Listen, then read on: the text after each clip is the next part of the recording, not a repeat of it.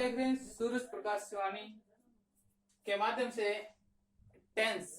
आज का हमारा टॉपिक है टेंस। टेंस के 3 पार्ट होते हैं, प्रेजेंट, पास्ट और फ्यूचर, और उनको भी हम 4 पार्ट में डिवाइड करते हैं।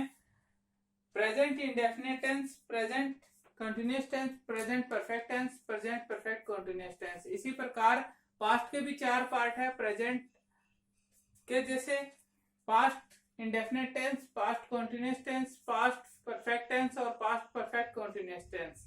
इसी प्रकार आगे हम फ्यूचर के भी 4 पार्ट को इसी प्रकार देखते हैं। Future indefinite tense, future continuous tense, future perfect tense, future perfect continuous tense. इसी को हम टेंस में एक एक करके इसकी हम स्टडी करेंगे। पहला है हमारा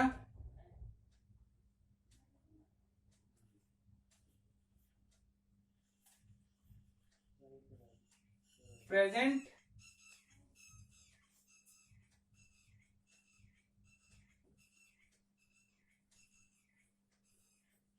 सिंपल टेंस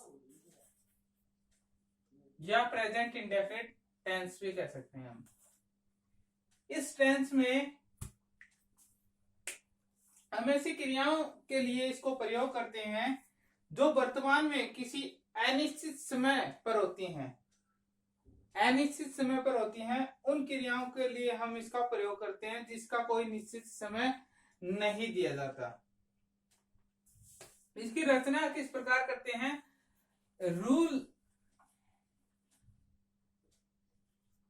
रचना करेंगे। Formation of this tense, subject plus verb की फर्स्ट फॉर्म प्लस एस या ईएस प्लस ऑब्जेक्ट। जब प्रेजेंट सिंपल टेंस का एग्जांपल जब हम बनाते हैं, सेंटेंस बनाते हैं, तो हमारा जो रूल है, रूल के अकॉर्डिंग हम सभी चीजें उसके अंदर इंक्लूड करते हैं। इस रूल को हम प्रेजेंट सिंपल टेंस के अफर्मेटिव सेंटेंस में यूज करते हैं। अफर्मेटिव सेंटेंस का जो फॉर्मेशन हमने इस रूल के माध्यम से हमें करनी है। सब्जेक्ट, सब्जेक्ट क्या होता है? सब्जेक्ट होता है कर्ता। सब्जेक्ट को हिंदी में कहते हैं हम कर्ता। और कर्ता यानी कि इस सेंटेंस में जो काम है, वर्ब है, क्रिया है, उस क्रिया को करने वाला सब्जेक्ट होता है, उसे हम हिंदी में कर्ता कहते हैं। वर्ब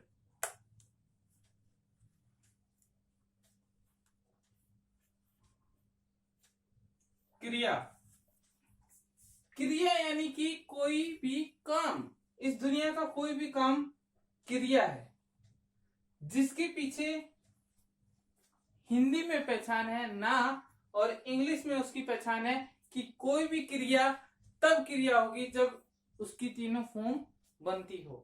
फर्स्ट, सेकंड और थर्ड तीनों फॉर्म बनेगी तो ही वह वर्ब है, क्रिया है। इसके बाद है ऑब्जेक्ट।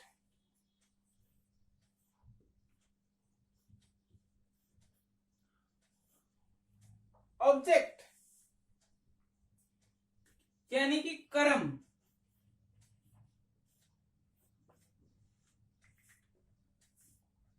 या कोई वस्तु या कोई चीज या कोई थिंग जिस पर काम हो रहा है, जिस पर काम हो रहा है, यानी कि जिसके साथ काम हो रहा है, उसे हम कहते हैं ऑब्जेक्ट। एस या ईएस,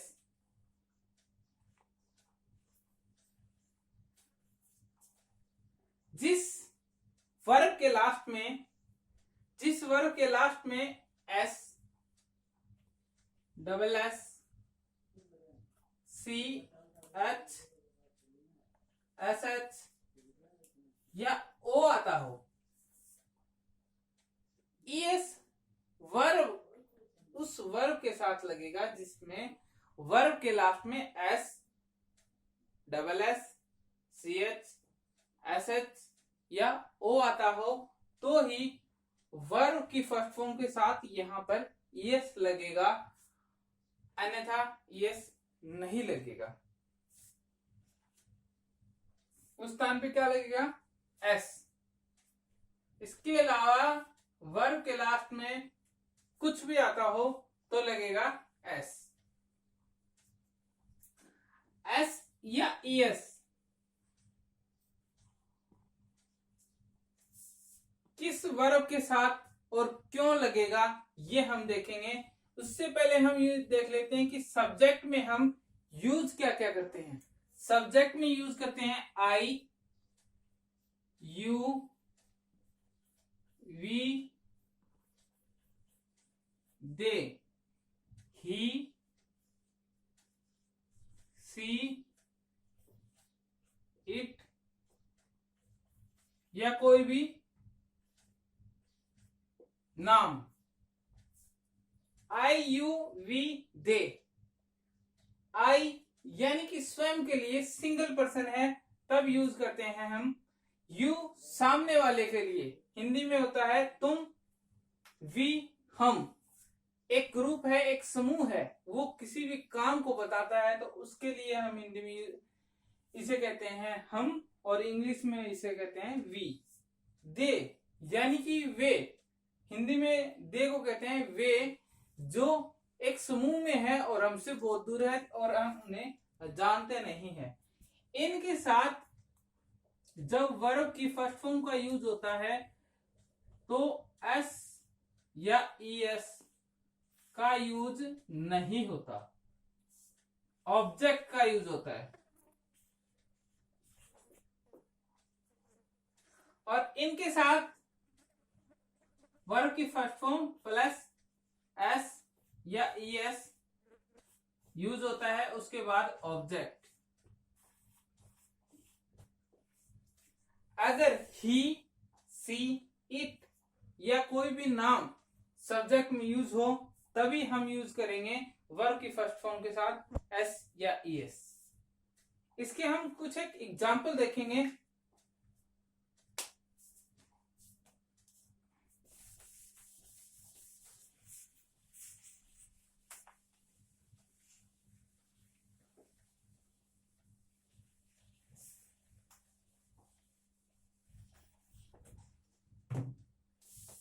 एग्जाम्पल हम देखेंगे।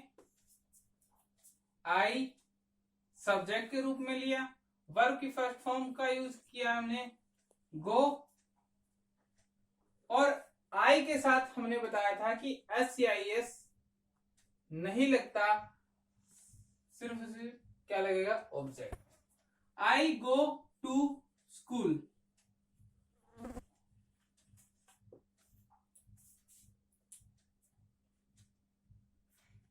आई गो टू स्कूल रूल में टू नहीं आया बट एग्जाम्पल में हमने यूज किया है टू, क्योंकि जब ऑब्जेक्ट के रूप में हम ऐसे स्थान को लेते हैं जो निश्चित है और फिक्स है, हमेशा के लिए है, कॉमन पीपल के लिए है, कॉमन पीपल के लिए है बट उनकी प्रॉपर्टी नहीं है, उनकी खुद की जगह नहीं है पर उन सभी की यूज की है, इसीलिए उस ऑब्जेक्ट से पहले हम टू लगाते हैं।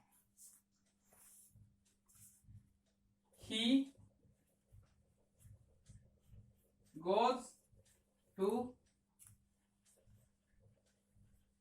school। ही सब्जेक्ट में हमने यूज किया है, ही के साथ एस या एस यूज होगा बट वर्ब की फर्स्ट फॉर्म में हमने यूज किया है गो, गो के लास्ट में है ओ और ओ आता है तो हम यूज करते हैं ईएस को। He goes to school। ही यानी कि वह लड़का है, गोज गो का मतलब होता है जाना और रूल के अनुसार हमने यूज किया है यस को to school. He goes to school, वह स्कूल जाता है। आई गो टू स्कूल, मैं स्कूल जाता हूं। इसमें कोई भी समय निश्चित नहीं है। आगे हम देखेंगे अगले रूल को।